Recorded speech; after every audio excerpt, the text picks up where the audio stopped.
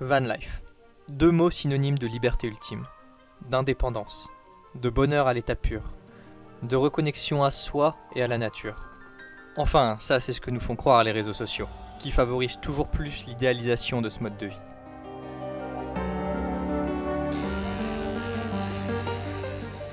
Après des années à parcourir le monde au gré de nos envies avec notre van, on peut te dire que se réveiller chaque matin avec une vue magnifique, courir au ralenti sur une plage de sable fin munie de merveilleux cocktails, c'est pas la réalité. Enfin pas tous les jours. Aujourd'hui, on a envie de te partager la vraie vie en van, sans filtre, sans édulcorant, brut, en te racontant les jours avec, mais aussi les jours sans.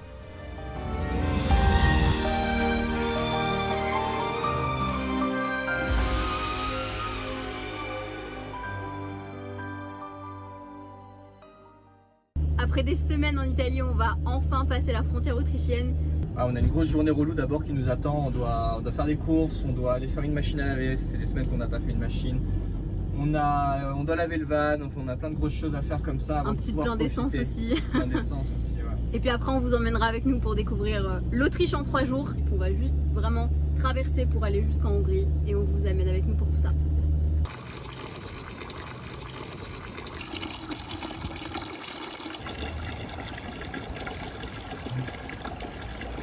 C'est ça la van life. Et ouais, c'est ça la van life. Les tâches quotidiennes ne disparaissent pas quand on est nomade. Il y en a même plus. Et elles prennent plus de temps. Trouver de l'eau, vider les eaux grises, ou bien tout ranger lorsque l'on doit prendre la route. On va faire les courses. Dans un magasin hyper cher. C'est même plus cher qu'en France alors qu'on est au fin fond de l'Italie. Alors loin de nous l'idée de dévaloriser ce mode de vie, mais attention à ne pas le magnifier. Comme dans toute chose, il y a des avantages et des inconvénients.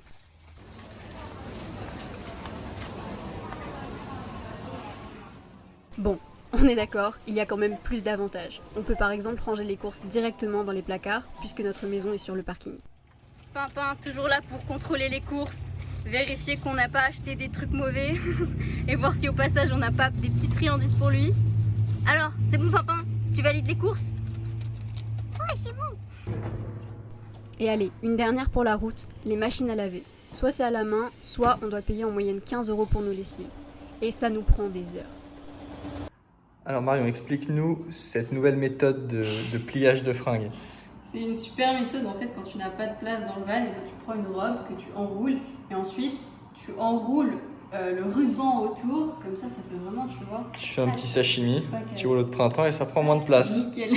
C'est ça, gain de place. On a vraiment deux méthodes de technique, le roulage et le pliage. Je vous laisse deviner qui a le plus de vêtements. On va dire journée relou terminée. Oh yeah! Machine 14h20. faite, course faite, on a tout fait. De toute façon, là, ça va être un passage express pour l'Autriche. On est vraiment au sud de l'Autriche et on va vers l'est, donc vers la Hongrie, pour passer la frontière le plus rapidement possible. On se donne 3-4 jours pour faire l'Autriche, histoire de tracer, parce que c'est pas forcément un pays qui est super accueillant pour les vannes en fait. On peut pas dormir sur les spots nature, il faut à chaque fois prendre des campings, etc. Il y a des amendes assez salées si jamais on déroge à la règle, alors on va pas prendre de risque. Et puis c'est cher, donc allons en Hongrie directement, ça sera sûrement beaucoup mieux. Et puis voilà. Nous qui voulions rester 3-4 jours, c'était sans compter sur ce qui suit. Nous nous dirigions tranquillement vers un trou d'eau lorsqu'on On a cassé le moteur. Non, c'est pas vrai, on n'a pas cassé le moteur, mais on a une galère moteur. On roulait et puis à un moment donné, à une reprise, il y a eu un gros bruit, on a dû s'arrêter tout de suite sur le côté. Je m'y connais pas tellement en mécanique, donc je sais pas vraiment ce que c'est.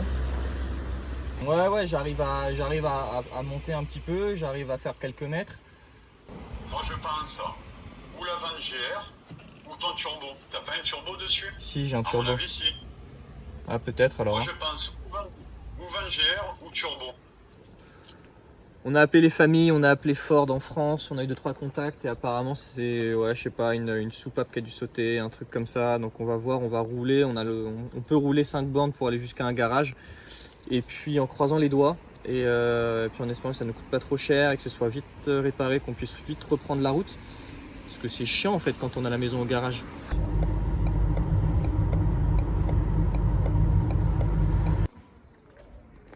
Retour à la case départ. Non, ils peuvent pas nous aider, je sais pas, ils ont pas été hyper agréables, hyper aimables, donc on sait même pas trop pourquoi.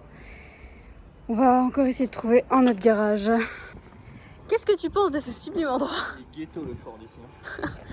J'ai l'impression que c'est une quête de jeux vidéo, genre on se balade d'un endroit à un autre, on doit trouver le bon endroit pour réparer le van. Un nouveau garage. Je me demande combien on va en faire, on va compter. Bon, finalement, on en aura fait 5. Et celui-ci était le bon. Il a rapidement mis le doigt sur le problème et c'était bien une vanne détachée. Malheureusement, en ayant roulé autant de kilomètres avec cette vanne défectueuse, on a complètement encrassé le filtre à particules et désactivé le turbo. Il nous a donc dirigé vers un Ford compétent.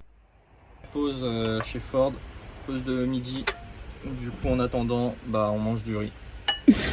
En vrai, c'est diète. Riz, concombre, pois chiches, tomates, maïs, oignons.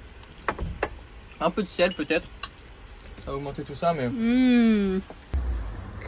Bon, on a attendu la pause du repas, on a été voir à l'intérieur et ils nous ont dit on est trop débordés, on a trop d'urgence, on pourra pas réparer avant 2 semaines.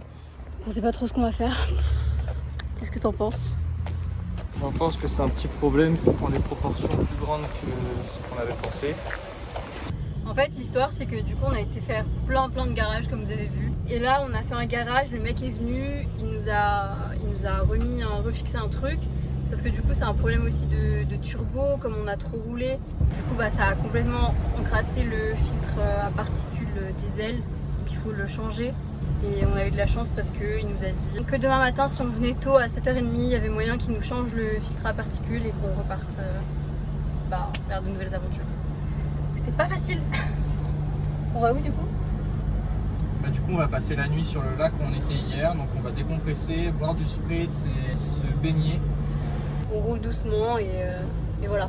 On a vraiment hâte que cette journée se termine parce que franchement il est 16h30, ça fait des heures qu'on galère, qu'on va dans tous les garages de la ville, qu'on fait de la route, on a l'impression que la journée elle a duré 1000 ans. Voilà.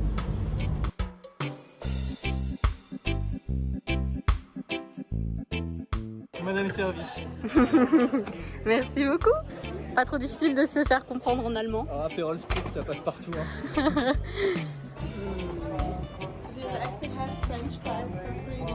Oh yes. Yes. Okay. Thank you. Thank you very much. Ok. French. Ouais. Wonderful. Thank you. Thank you very much. On a Ok. cassé un truc aujourd'hui. Ça, c'est la Mais c'est récompense pas grave de la parce qu'on journée. a des Incroyable. I like that. Oh là là. Cet endroit est vraiment cool quand même. Vraiment cool.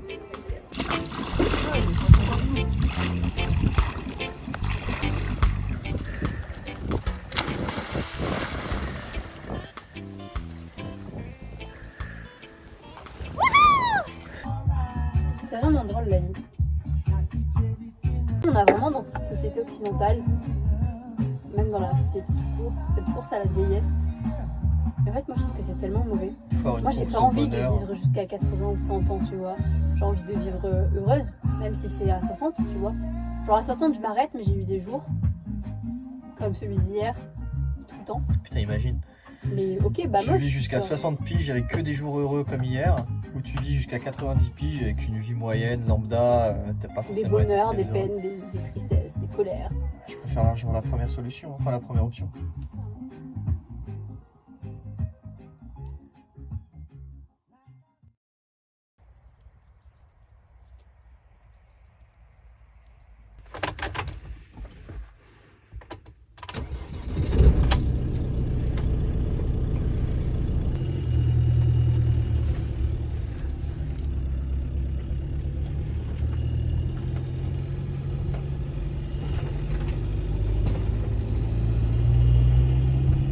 On vient de déposer Julie au garage, Pimpin aussi du coup. Ça fait un peu peur de laisser Pimpin. On a peur que le garagiste il oublie, il laisse la porte ouverte, que le lapin ait peur, qu'il se cache. Du coup on l'a quand même prévenu et tout, mais bon. C'est bizarre de laisser sa maison, son animal de compagnie. En bref, on va aller déjeuner en attendant et on espère les retrouver très bientôt.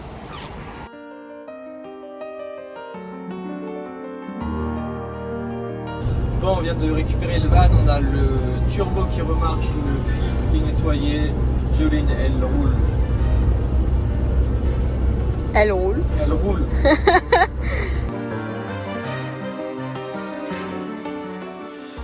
C'est sur cette bonne nouvelle qu'on va reprendre la route pour rejoindre au plus vite la Hongrie, en laissant derrière nous ces magnifiques montagnes autrichiennes dont on n'aura pas assez profité. On espère avoir réussi à t'emmener avec nous dans les aléas pas toujours faciles de la van life, qui nous font encore plus apprécier les bons moments. Et je peux te promettre qu'il y en a plein d'autres à venir. Alors si le cœur t'en dit, abonne-toi pour suivre tout ça.